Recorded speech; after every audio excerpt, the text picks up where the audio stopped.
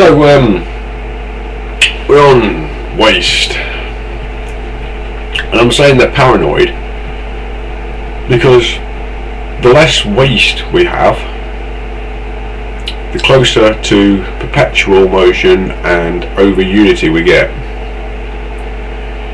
Now I've highlighted in earlier videos here, I don't know if you've got it all because blah blah blah, this time the other video cuts off at 3 minutes instead of 10 minutes. I've got negative energy waste, which I've got down there. I've got heat energy waste, I've got flow energy waste, and I want to add some more into that. We've got kinetic energy waste as well, and there's many more energy wastes which go into electrical circuits right now, today, in today's energy market. So for every gallon of oil or every cubic metre of gas that's burnt, you might as well just take half of it and chuck it in the bin straight away. More than half of it. That's how inefficient it is. It doesn't matter how efficient that gas turbine generator is to pump that electricity into your house. On its way to your house, it's wasted. And when it gets to your house, it's wasted even more. There's just waste everywhere. We're just pissing waste out everywhere. Think about the old tube televisions, and think about the new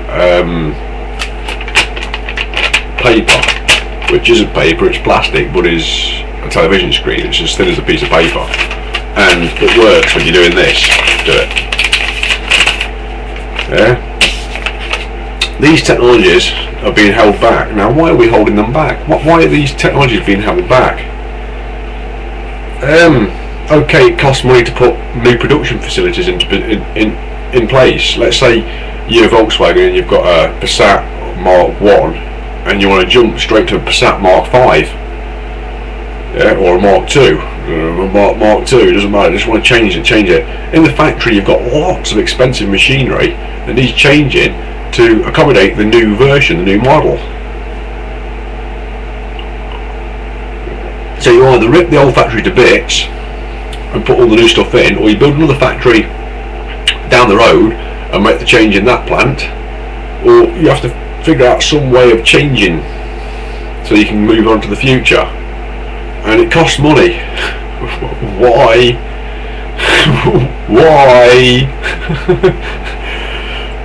Why don't we I don't know what the fucking solution is. It's just like ridiculous, because we know the technology is there, we know the efficient technology is there, and we can use it, but it's just a matter of getting some manufacturer to change their manufacturing skills so we can start manufacturing it.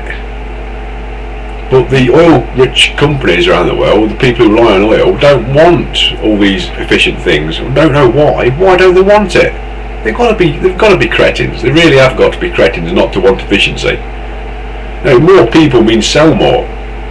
So what you'd expect would be is make more efficient stuff and then get more people on the planet, and that's what happens anyway.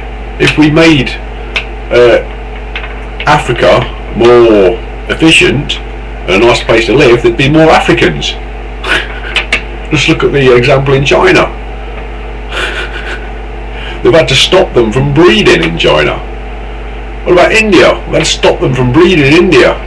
I suppose you've got to stop them from breeding in Africa as well. What they do, they just kill themselves through poverty and disease. They breed like wildfire. Now, if we had the technology, we'd do it like, but as you can see in England it doesn't work, because what we do in England to stop people having big families is pretty stupid. Very, very stupid, because big families are powerful, and the government don't like you having big families. They just don't like you having big families in England. A big family in England is a big no-no. 2.4 children, mate. You know, either 2 or 3. Yeah, and that's the most you can have. If you're having more than that, you're pretty done for in England. They don't want you to have any more than that, ever. You have 4, they start getting upset. You have 8, they get really pissed off, because the more children you have, the more money you need, and that means one person's getting more money. Let's say you're a family and you've got 8 children. You need a big house, you need big everything. So you end up getting a negative population, which we've got a negative population, we get a negative population, we've got a negative population. We're having to import people from all over the planet to fulfil the new jobs that we've got coming up everywhere. And English, if we didn't import people right now, if we didn't import Indian people, Pakistani people, Polish people, people from these countries, Ukrainian people, I bet coming in, Somalian people, Ethiopian people, if we didn't import all these people, England would have a negative population, because the English white people aren't breeding anymore. Not like they want them to. And it's hardly surprising. It really is hardly surprising. But anyway, waste. That's probably why, because keep on wasting things. Everything is wasted. Everybody's going, well, that's just a waste. What's the point? What's the point in doing that? It's just a waste. I see this TV screen I'm looking at. It's a TFT screen. It's so easy to make. It's unbelievable. In comparison to an old tube television with 3 emitters inside it, miles easier to make. And a silicon chip, it's a piece of piss to make. It's so easy to make, it's unbelievable. But you've got to have the infrastructure in place to do it. You've got to have infrastructure, like Intel. They've got infrastructure in place now to make nanoscale chips. And if you want to go forwards, they've got to invest in technology to make smaller items than what they're making already, and they're going into spintronics and things like that, to have the electrons all going through the silicon chips in exactly the same rotational. So each electron is like a little miniature magnet, and it's got a direction of rotation, just like our planet's got a direction of rotation. Each electron is like a miniature planet.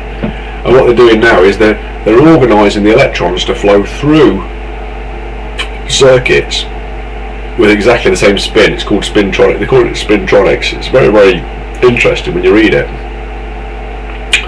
And this makes your circuits have the advantage of organising your electrons in such a manner. Creates less resistance in the circuit, which means you can get more electrons through. And the more electrons that you push through a processor, the more on and offs it can do. It's called frequency. The frequency of the processor. If you can push 200,000 billion per second through, you get a 200,000 billion per second processor. If you can make a silicon chip with 2 billion transistors on it, and you can make those 2 billion transistors twice as efficient as the one without spintronics, you can have the same amount of transistors and you can have it working twice as fast. That's spintronics, or even 4 times and 8 times as fast once you get it all worked out. And that's what we're working on at the moment, not making things smaller, but making order in things, making the smallest things order, right? And now we've got electrons in spintronics, right? Inside electrons there's smaller things which are spinning. So what we're going to have to do is we're going to have to deconstruct an electron, get everything inside the electron spinning how we want it to spin it, put it back together again, and then stick it through. How's that one for you? How's that? So you get the quarks and the oh, I've got it written down somewhere, I can't remember what they're called now, it gets complicated when you get inside these things. So you get them, instead of flying around in this mysterious pattern, we get them flying around in exact order how we want it to, and then get the electrons spinning exactly how we want it to. Then we can make the